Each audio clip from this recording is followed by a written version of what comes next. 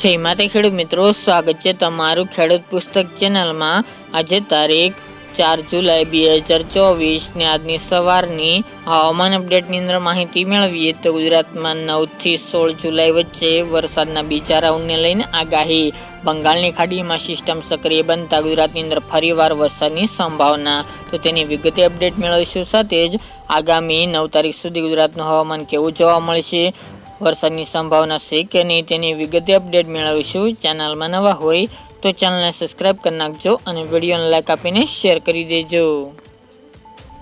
અત્યારે જે રાઉન્ડ ચાલી રહ્યો હતો ગુજરાતની અંદર તે આજથી સમાપ્ત થઈ ગયો છે। આગામી 9 તારીખ સુધી ગુજરાતમાં કોઈ વરસાદની સંભાવના રહી નથી।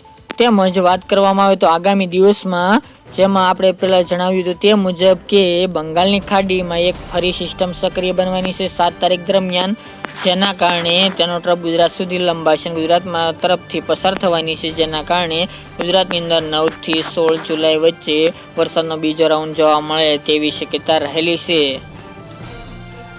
જેમાં ખાસ કરીને આ સિસ્ટમની વધુ અસર ઉત્તર ગુજરાતના ભાગો, દક્ષિણ ગુજરાતના ભાગો અને મધ્ય પૂર્વ સહિતના ભાગોની અંદર જોવા મળી શકે છે। આપણે ગઈકાલના રોજમાં પણ જણાવ્યું હતું, કારણ કે આ સિસ્ટમ આવી રીતે પસાર થવાની છે, જેના કારણે દક્ષિણના ભાગો અને ઉત્તરના ભાગોનો વધુ વરસાદ જોવા મળે તેવી શક્યતા છે, જ્યારે કચ્છ અને સૌરાષ્ટ્રની અંદર ત્યાં કરતાં વરસાદની માત્રા ઓછી જોવા મળી શકે છે। આ પણ આ સિસ્ટમની અસરના કારણે ગુજરાતની અંદર સાર્વત્રિક વરસાદ નોંધાઈ શકે છે અને વરસાદની શરૂઆત 9 તારીખથી જોવા મળે તેવી શક્યતા છે। 9 થી 15-16 તારીખ સુધી આ રાઉન્ડ ચાલે તેવી શક્યતા રહેલી છે, જેમાં ગુજરાતના મોટાભાગના વિસ્તારની અંદર હળવા મધ્યમ ભારે વરસાદ વરસી શકે છે।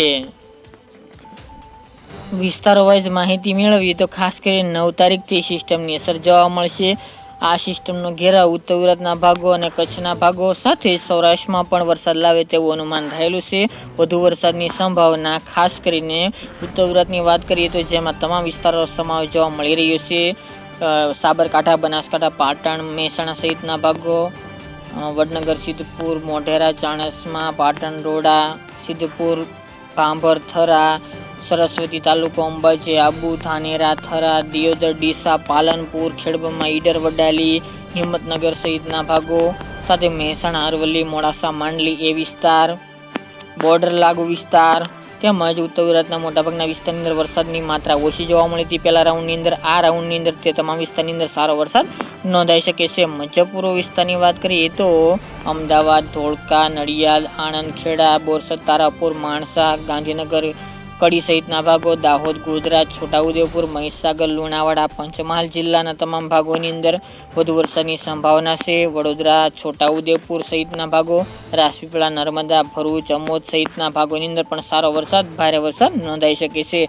દક્ષિણની અંદર 9 તારીખ દરમિયાન ડાંગ, આહવા, વલસાડ, વાપી, કપરાડા પણ વરસાદી માહોલ યથાવત જોવા મળશે। સૌરાષ્ટ્રની અંદર હળવા મધ્યમ વરસાદની સામાન્ય વરસાદની સંભાવના છે, જેમાં અત્યારની અપડેટ પ્રમાણે જૂનાગઢ, ગીર સોમનાથ, પોરબંદર, દ્વારિકા, જામનગર, ભાવનગર અને અમરેલી સહિતના ભાગોની અંદર વરસાદ નોંધાઈ શકે છે।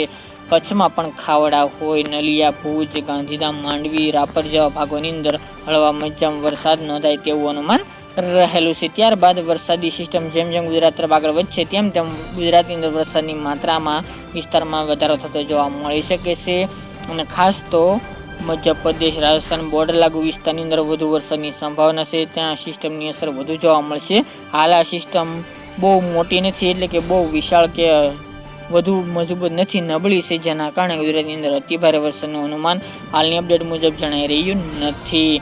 ત્યારબાદ 10 તારીખની અપડેટની અંદર તમામ વિસ્તારોની અંદર વરસાદની સંભાવના છે। પહેલો રાઉન્ડ ગયો એ પ્રમાણે નહીં, પરંતુ ગુજરાતના તમામ વિસ્તારની અંદર 10 તારીખ દરમિયાન વરસાદની સંભાવના રહેલી છે, જેમાં ઉત્તરના ભાગો હોય, મધ્ય પૂર્વ અને દક્ષિણ ગુજરાતની અંદર વધુ વરસાદ જોવા મળશે અને સૌથી વધુ વરસાદની સંભાવના ઉત્તરના જિલ્લા જેમાં સાબરકાંઠા, બનાસકાંઠા, પાટણ, મહેસાણા અને અરવલ્લીમાં ખાસ વરસાદની સંભાવના વધુ જોવા મળી શકે છે। એ સિવાય સૌરાષ્ટ્રના તમામ ભાગો અને કચ્છના ભાગોની અંદર પણ સારામાં સારો વરસાદ આ રાઉન્ડની અંદર જોવા મળે, એટલે કે 9 થી લઈને 15-16 તારીખ સુધીમાં તેવી શક્યતા રહેલી છે। હાલના હવામાનની વાત કરવામાં આવે તો ગુજરાતની અંદર હાલ તો વરસાદે વિરામ લીધો છે। આગામી 9 તારીખ સુધી ગુજરાતમાં વરાપ જોવા મળશે, ક્યાંક હળવા ઝાપટા પડી શકે છે દિવસ દરમિયાન, તેમજ વાદળછાયું વાતાવરણ જોવા મળી શકે છે. બાકી ગુજરાતમાં કોઈ ભારે વરસાદની સંભાવના જણાઈ રહી નથી. આગામી 9 તારીખ સુધીમાં જેની તમામ ખેડૂત ભાઈ નોંધ લેવી. જે વિસ્તારોમાં વાવણી લાયક વરસાદ કે ઓછા વરસાદ થયા છે તે વિસ્તારમાં આગામી બીજા રાઉન્ડની અંદર વરસાદ નોંધાય તેવું અનુમાન રહેલું છે. 10 તારીખ આજુબાજુ તેવી શક્યતા છે. ત્યાં સુધી ગુજરાતની અંદર કોઈ વરસાદની સંભાવના જણાઈ રહી નથી. એટલે કે 9 તારીખ સુધી વરાપનો રાઉન્ડ જોવા મળે તેવું અનુમાન રહેલું છે. દિવસે ને દિવસે આ રાઉન્ડની પણ અપડેટ આપતા રહીશું. આજની સવારની માહિતી માટે આટલું જ. ફરી એક નવા વિડીયો સાથે મળીશું.